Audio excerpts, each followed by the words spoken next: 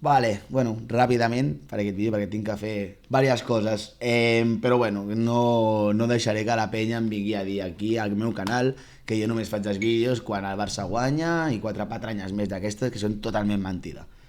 A veure, el partit d'ahir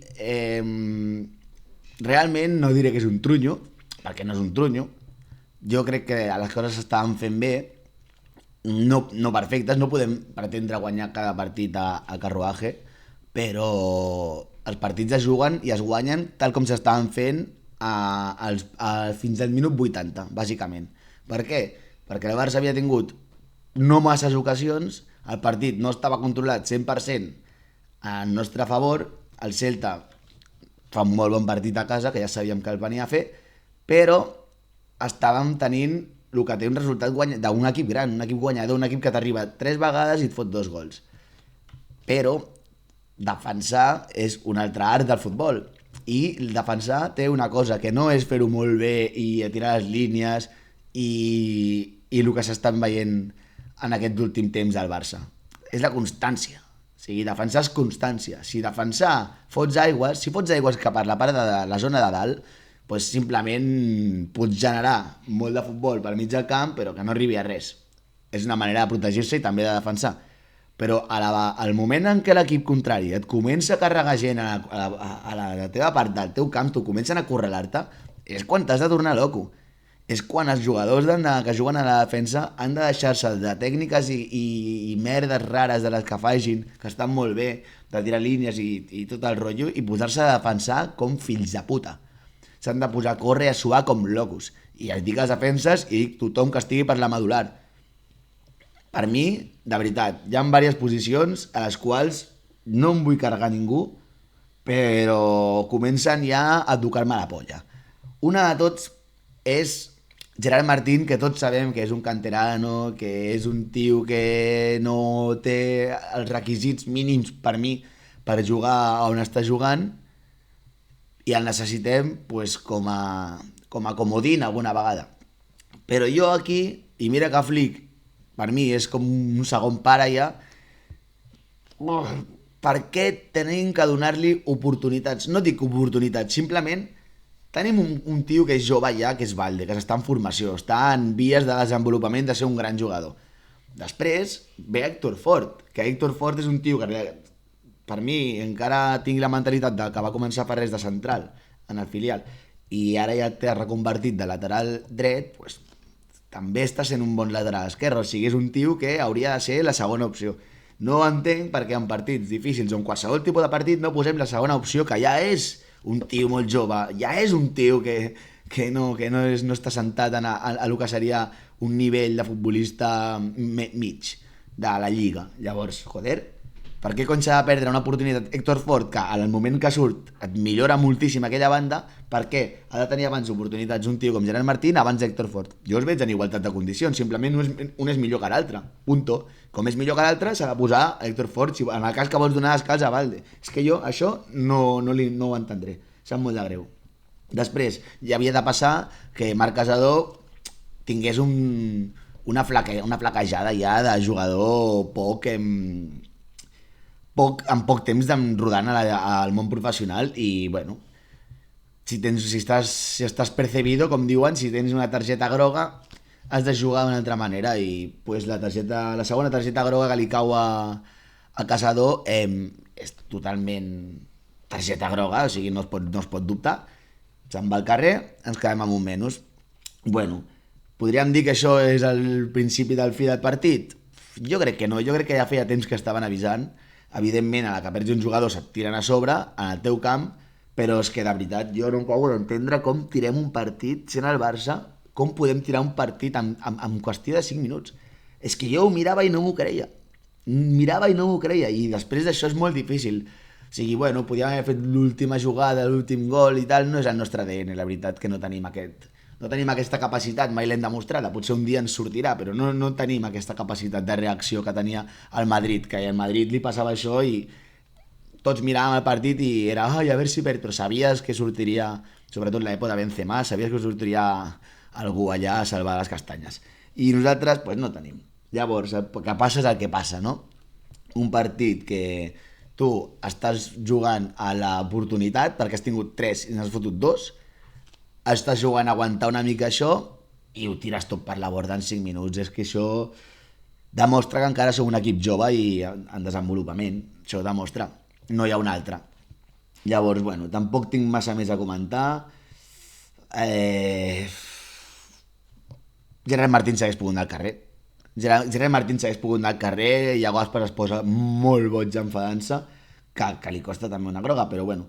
Gerard Martín s'hagués pogut anar al carrer i quedar-nos amb un jugador menys. Llavors, què hagués passat? Doncs no ho sabem. Jo crec que això ha de ser un toque.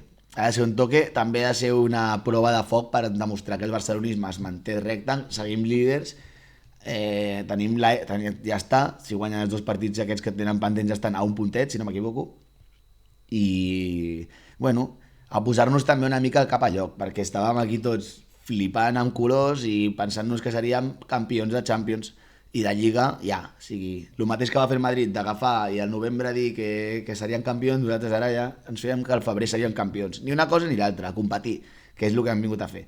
Portem 2 derrotes i un empat, no és un puto drama. Si la Lliga acabés així, sumant tots els partits que queden en victòries, seria una Lliga espectacular.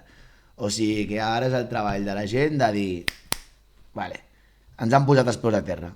Ens han posat els peus a terra en 2 camps difícils, vale? No ens l'han pintat aquí 4 micos. Llavors, es refà, es coseixen les costures que s'han trencat, es pensa i endavant. Jo segueixo pensant que Fermín hagués fet un molt millor paper que Gavi. Gavi jo no acabo de veure com un enganxe amb el davanter.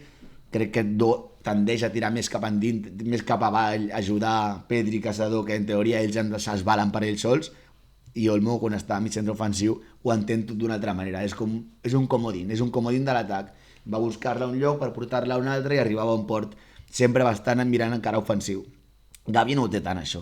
Gavi és un tio amb garra. Gavi jo el deixaria per allà també de suplent de Marc Caçador. Per mi seria un Gavi, perquè Pedri té un altre tipus de joc, és un joc que no té ningú altre, és la màgia. Pedri és un puto mag, o sigui, Pedri és l'hòstia, i Caçador té aquest punt de treball, un punt, el que seria la magia, això de ser un tio centrat, tocar-la ràpid i fàcil a primer toc i en sortir-se dels problemes sense fotre gaire merda ni gaire escrits. Gavi no és exactament això, és una barreja, té més tècnica, però també té més... és una cabra boja. Una cabra boja no la pots tenir en totes les posicions del camp. No la pots... Clar que et serveix perquè et corre per tot arreu, però un mig centre ofensiu ha de ser un enllaç claríssim amb el delanter, si no es perd un munt de coses, si no acaba convertint-se en 3 mitjcentres, diguéssim, defensius, amb 2 ales i un delanter que té que tenir endarrere. Això no té cap sentit, i llavors és quan no generem. Lewandowski ha d'estar al pal agafadet, i la resta han d'estar generant. Rafinha a la banda dreta no se'n va d'un cono. Llavors, ja li va bé aquest perfil de Lamine al saltar-se les línies per la dreta i no només penjar-la, generar-la per aquella banda, i a Lewandowski ja està mig acostumat, li canvies tot. Dani Olmo és més un cuchillo, ha posat a la banda esquerra, no té el que fa a Lamine. Jo pensava que sí, potser per la dreta entenc, com que no és la seva zona més natural, doncs potser sí que es tirava més en dintre i no tant en vertical. No sé, no puc dir res perquè no ho van fer. Llavors, bueno, 2-2, una altra patinadeta del Barça, però bueno, a seguir. Aquesta setmana, si no m'equivoco, hi haurà partit de Champions i hauria de ser un toque per dir, vale, anem a reconfigurar una miqueta tot això, no podem dependre de Lamine, és una cosa que no és sana per al Barça. Llavors intentem canviar 4 cosetes perquè no ens torni a passar això, siguem un equip amb molta més moviment a la 3/4 de camp, moviment lògic i amb un delanter que estigui només pensant en marcar i només dedicat a estar a l'última línia defensiva per atacar, i punto. I és el que ens ha funcionat i és el que ens seguirà funcionant. Totes les altres inventives i coses acabarem semblant una mica al Barça l'any passat, perquè no ens enganyem, un entrenador no et pot canviar tot. Un entrenador et pot fer millorar el joc, et pot fer veure les coses d'una altra manera, però els jugadors són els que són quasi bé els mateixos, inclús diria que són un equip que no era titular l'any passat en base al que teníem entès. Gent com Araujo, gent com Frenkie de Jong, que espero que aquest tio no torni a sortir més ja en tota la lliga. Estic fins als ous de veure un tio que li suda la polla, que li és igual, que només vol cobrar tot el que tingui que cobrar i tot el que més li és igual. Pues jo això no ho vull veure més. En el meu equip no. Ja et dic, m'és igual, ni renovar-lo ni hòsties. El que hem de fer és vendre-la per 4 milions. El porto jo mateix, amb bici. O sigui, el que s'ha d'acabar és que aquest tio xupi del bote i estigui ocupant una plaça d'una persona que segur que s'ho prendria amb moltíssimes més ganes. Aquest holandès se m'està menjant els nervis. Mira que tinc paciència, però el fill de puta aquest. I a més sempre tinc la sensació de profe tonto de dir, vinga va, que ara sí que ho farà, perquè és que no pot tornar a repetir el mateix, si li hem dit 30 vegades, no ens agrada, no ho fas bé, no disfrutes, no disfrutem, ningú, aquest cop s'ho currarà. Què dius? L'únic que t'estic demanant és que no fotis un passe a Lewandowski de 40 metres al peu i que et fotin... No, t'estic demanant que corris, fill de puta, que corris, que moguis les cametes aquestes blanquetes de cabron i corris. Que el pèl, quan surtis amb el pèl pentinat, que ja te l'hagués tallat al zero, t'hagués tallat hasta el crani ja. Però quan surtis pentinat, vull que surtis despentinat del partit. M'és igual que portis una Georgia allà més forte del món. Me la pela. Vull que surtis amb el pèl com si haguessis acabat de follar tota la nit. O sigui que, espavila, col·lega.